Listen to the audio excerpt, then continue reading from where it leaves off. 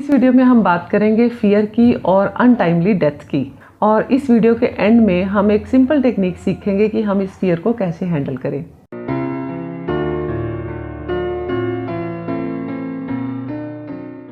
हाय, मैं हूँ ऋतु ओम और मैं हूं परम और हम हैं फ्रॉम twinflamescoach.com। हम मदद करते हैं ट्विन फ्लेम्स को इनर वर्क करने में और हम क्रिएट करते हैं ट्विन फ्लेम कोचेस। आज के समय में कलेक्टिव अवेकनिंग हो रही है। इसका मतलब ये है कि धरती पे हर एक सोल अवेकनिंग की तरफ जा रही है। अवेकनिंग का मतलब है अपने पुराने तरीकों को छोड़ना, पुराने बिलीफ सिस्टम को छोड़ना और अपने अंदर की जो शैडो सेल्फ है उसको जानना। नोट कीजिए कि हर सोल इस प्रोसेस को हैंडल करने के लिए तैयार नहीं है, क्योंकि ये प्रोसेस बहुत पेनफुल है। हमें अपने अंदर की अपनी इनर शैडो को एम्ब्रेस करना होगा। शैडोज जैसे कि हमारी सप्रेस्ड इमोशंस, किसी भी तरह की इमोशन, चाहे वो फियर की हैं, बिट्रेयल की हैं या हमारी ह्यूमिलिएशन की है, ये जो सारी इमोशंस हैं ये ऊपर की तरफ आ रही हैं रिलीज होने के लिए, जिसको कि हैंडल करना बहुत पेनफुल होता है। एक ऐसा ही इवेंट है ये महामारी जो कि कोरोना वायरस की फॉर्म में फैल रहा है। इसने कुछ मेजर चीज़ों को ट्रिगर कर दिया है, जैसे कि फियर और पैनिक, खास करके आपको खुद की लाइफ लूज़ करने का फियर, और या फिर फियर है कि कोई लव्ड वन की लाइफ ना चली जाए। और इस इवेंट से एक और चीज़ ट्रिगर हुई है, वो है सडन डेथ्स। चलिए अंडरस्टैंड करते हैं कि ये वायरस एक असेंशन का कैसे पार्ट है, या ये असेंशन के प्रोसेस का हिस्सा कैसे है। जान लीजिए कि एक सेट कोटा होता है इमोशंस का, जो कि हर सोल लेके आई होती है एक्सपीरियंस करने के लिए जब वो ह्यूमन फॉर्म में बर्थ लेती है। एक एग्जांपल लेते हैं कि जैसे आपको 2 किलो लव एक्सपीरियंस करना है, 5 किलो हैप्पीनेस और 3 किलो फियर, 1 किलो ह्यूमिलिएशन, और ऐसे ही बाकी इमोशंस का भी कोटा है आपके लिए। इसी तरह दूसरी सोल्स का भी सेम तरह का कोटा होता है हर एक इमोशंस का, जो उन्होंने इस लाइफ टाइम में एक्सपीरियंस करना होता है। ये जो इमोशंस का कोटा होता है ये डिसाइड किया जाता है आपके कर्मों द्वारा और आपकी सोल की इच्छाओं के द्वारा। जैसे कि मेरी इमोशंस का कोटा आपकी इमोशंस के कोटे से अलग होगा।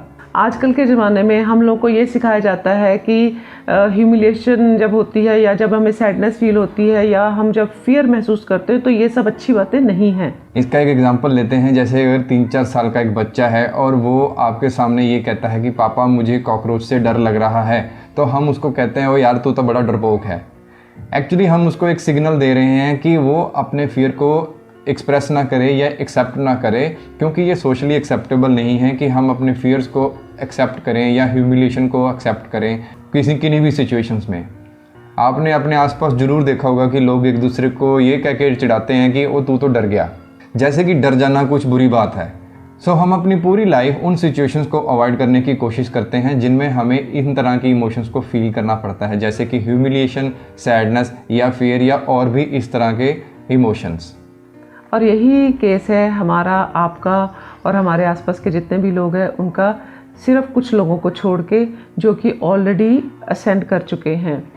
तो बहुत सालों से, बहुत जनरेशन से जब हम इन इमोशंस को सप्रेस करते आए हैं तो ये बहुत इकट्ठी हो जाती हैं जैसे जैसे टाइम गुजरता जाता है। जैसे कि मान लेते हैं कि आपको पिछले जन्म में 2 किलो फियर महसूस करना था और इस जन्म में 3 किलो फियर। तो अभी तक आप क्या कर रहे हैं, आप उस फियर को फेस करने से बच रहे हैं, अवॉइड कर रहे हैं उस फीलिंग्स को। तो ये जो आपका जो टोटल फियर बना 5 किलो का, ये आपने एक्सपीरियंस करना है।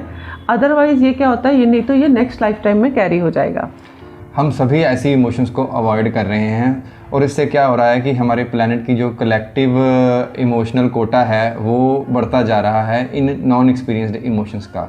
जब तक ये इमोशंस एक्सपीरियंस या रिलीज़ नहीं की जाती, तब तक प्लैनेट अर्थ या इसके जो वासी हैं वो हायर डायमेंशंस में मूव नहीं कर सकते जब तक कि ये इमोशंस हम एक्सपीरियंस नहीं कर लेते। तो अगर हम इस सिचुएशन को स्पिरिचुअली देखें तो अर्थ को और इसके वासियों को हाई डायमेंशंस में ले जाने के लिए एक ग्लोबल इवेंट ट्रिगर किया गया है, जिसकी वजह से मासेस में फियर फैल गया है। हम कलेक्टिवली फियर के इमोशन को फील कर रहे हैं और इस पर्टिकुलर इमोशंस को ख़त्म कर रहे हैं एक्सपीरियंस कर करके। जब एक certain amount of fear, exhaust और एक्सपीरियंस हो जाएगा धरती के वासियों के द्वारा, तब इस वायरल आउटब्रेक की ज़रूरत नहीं रहेगी और हो सकता है कि तब ये वायरस कंट्रोल में भी आ जाए या एकदम से गायब भी हो जाए। तो चलिए इस महामारी के दूसरे एस्पेक्ट की बात करते हैं, जो है अनटाइमली डेथ्स। डेथ एक प्रोसेस है जिसमें कि हमारी सोल इस बॉडी को छोड़ देती है, उस पर्टिकुलर फैमिली को, उस सोशल सेटिंग को, इस धरती के ऊपर जिसमें हम रह रहे थे उसको छोड़ देती है और दोबारा बर्थ लेती है एक नए शरीर में, एक नई फैमिली में और एक नई सोशल सेटिंग्स में। तो अनटाइमली डेथ के कुछ एक रीजंस होते हैं। एक रीज़न ये होता है कि कई बार एक सोल फास्टर स्पिरिचुअली प्रोग्रेस के लिए एक ऐसी डिफ़िकल्ट फैमिली चूज़ कर लेती है जहाँ पे उसके मदर या फादर काफ़ी करप्ट होते हैं। अगर ये सोल अपने पेरेंट्स को भी स्पिरिचुअली ग्रो करने में हेल्प कर पाए तो उसकी खुद की स्पिरिचुअल प्रोग्रेस एक्सेलरेट हो जाती है।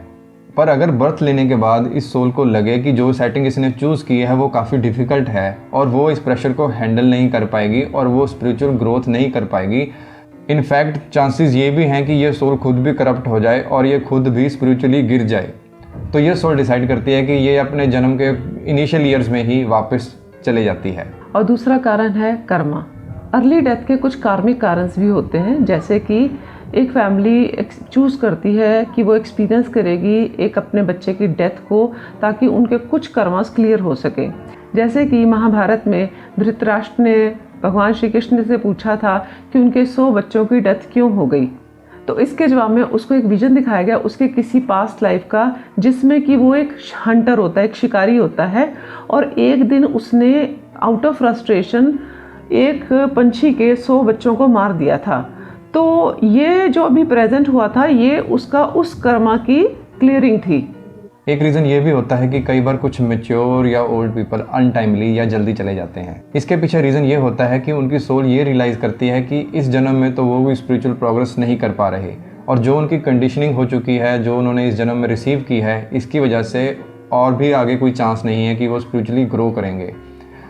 अपने जीवन के बाकी के सालों को वेस्ट करने की बजाय वो ये डिसाइड करती है सोल कि अब वो बाकी के साल जो उनके जीवन के बचे हैं वो किसी और क्लोज सोल को डोनेट कर दे, जैसे कि उनकी फैमिली में कोई क्लोज सोल है या उनके कोई रिलेशन में कोई क्लोज सोल है, और वो खुद इस जीवन को छोड़ के चले जाती है।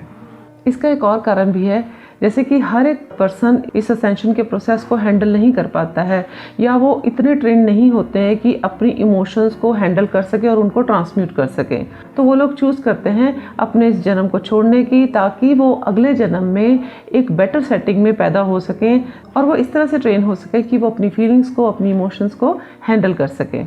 जैसे कि कंप्लीट अर्थ जो है असेंड कर रही है, इसका मतलब है इसकी वाइब्रेशनल फ्रीक्वेंसी बढ़ रही है और बहुत सारे लोग ऐसे होते हैं जो इस वाइब्रेशनल फ्रीक्वेंसी के साथ मैच नहीं कर पाते हैं और अल्टीमेटली वो भी इस धरती को छोड़कर चले जाते हैं, यानी कि उनकी भी डेथ हो जाती है। जैसे कि एग्जांपल लेते हैं कि एक स्विमिंग पूल है जिसमें कि बहुत थोड़ा लेवल का पानी होता है, जैसे 3-4 फीट का, तो उसमें अगर हर कोई जाएगा तो वो कोई भी डूबेगा नहीं। तो जो इंक्रीज़ हो रहा है वाइब्रेशनल फ्रीक्वेंसी में, उसको हम ऐसे सोचते हैं कि स्विमिंग पूल का वाटर लेवल भी बढ़ रहा है और से फॉर एग्जांपल वो बढ़ के 8 फीट हो गया है। तो अब वही लोग इस पूल में जा पाएंगे जिनको कि स्विमिंग आती है, क्योंकि पानी का अब लेवल बढ़ गया है। बाकी के लोग इस पूल को छोड़ के चले जाएंगे। पहले उनको स्विमिंग सीखनी पड़ेगी और फिर से वो वापस आएंगे ताकि वो भी इस पूल में तैर सकें। तो सिमिलरली वो सोल्स भी शरीर को छोड़ के जा रही हैं जो कि अर्थ की वाइब्रेशन फ्रिक्वेंसी जो कि बढ़ रही है उसको मैच नहीं कर पा रही हैं, ताकि वो नए जीवन में आए और फिर इस सारे प्रोसेस को हैंडल कर सकें। तो अगर हम समराइज़ करें इस होल डिस्कशन को, तो हम ये नहीं कह रहे कि आपको प्रोटेक्शन और प्रिकॉशन नहीं लेनी चाहिए फ्रॉम दिस सिचुएशन। हम सिर्फ ये कह रहे हैं कि इन एडिशन ये कुछ लेसन हैं जो कि हमें एम्ब्रेस करने चाहिए। हमें अपनी इमोशंस को एम्ब्रेस करना चाहिए अपनी डे टू डे लाइफ में, और इनको अवॉइड ना करते हुए हमें वो टेक्निक्स सीखनी चाहिए जिनसे हम इन इमोशंस को ट्रांसफॉर्म या ट्रांसेंड कर सकें। आप ऐसी टेक्निक सीख सकते हैं जो कि आपको हेल्प करेगी ये जो फियर का इमोशन है इसको रिलीज़ करने में इमीडिएटली, सो दैट आप एक दोबारा से एक नॉर्मल फील कर सकें। एक तरीका ये भी है कि जब भी हम इस तरह के कोई इमोशंस को फील करें और जिसको हमें ये नहीं समझ आ रहा कि उसको हैंडल कैसे करें, तो हम हमेशा डिवाइन पावर से रिक्वेस्ट कर सकते हैं कि हे परमात्मा, कि ये जो भी मैं फील कर रहा हूँ, डर फील कर रहा हूँ, जैसा भी पैनिक या मेरे अंदर एंग्जाइटी फील हो रही है, वो आप मेरे से ले लें या आप मेरे को उससे मुक्ति दिलाएं। और इन इमोशंस को हैंडल करने का एक और तरीका भी है कि आप पूरे प्लेनेट अर्थ के लिए, पूरी ह्यूमैनिटी के लिए प्रेयर करना शुरू करें। सिर्फ अपने लिए फेयर ना करें, पूरे संसार के लिए प्रेयर करनी शुरू कर दें। जब आप दूसरों के लिए प्रेयर करेंगे तो ये जो आपके इमोशंस है लोअर फ्रीक्वेंसी वाले, फियर का, पैनिक होना, तो ये जो सारे हैं ये ट्रांसफॉर्म हो जाएंगे पीस में। एक अवेकेंड सोल और एक अनअवेकेंड सोल में इतना ही फ़र्क होता है कि अनअवेकेंड सोल को अवेयरनेस ही नहीं होती कि वो किस तरह के इमोशंस से गुजर रही है और उनको कैसे हैंडल करना है। जो एक अनअवेकेंड सोल होती है वो इस अनप्लेजेंट इमोशन से भागती है और जिसका रिज़ल्ट यही होता है कि ये जो अनरिजॉल्व इमोशंस होती हैं वो हमें फिर अगले जन्म में या फिर उसके भी अगले जन्म में भुगतनी पड़ती हैं। तो यहाँ पे कबीर जी का एक दोहा याद आता है कि कबीरा इस संसार में सुख दुख सबको होए, ज्ञानी काटे ज्ञान से अज्ञानी काटे रोए। इसका मतलब है कि खुशी और दुख तो सभी की जीवन का एक हिस्सा है। एक अवेकेंड सोल ये जानती है कि इस सिचुएशन को ग्रेसफुली कैसे हैंडल करना है और एक अनअवेकेंड सोल ये नहीं जानती है कि ऐसी सिचुएशन को कैसे हैंडल करना है और वो फिर इसमें तड़पती है। हम होप करते हैं कि आपको इस वीडियो के ज़रिए कुछ क्लैरिटी मिली होगी। So if you have any questions or comments, then leave them in the comment section. To watch upcoming videos, you can subscribe to our YouTube channel Twin Flames Coach Chandigarh. So thank you very much for watching and we see you next time. Next time.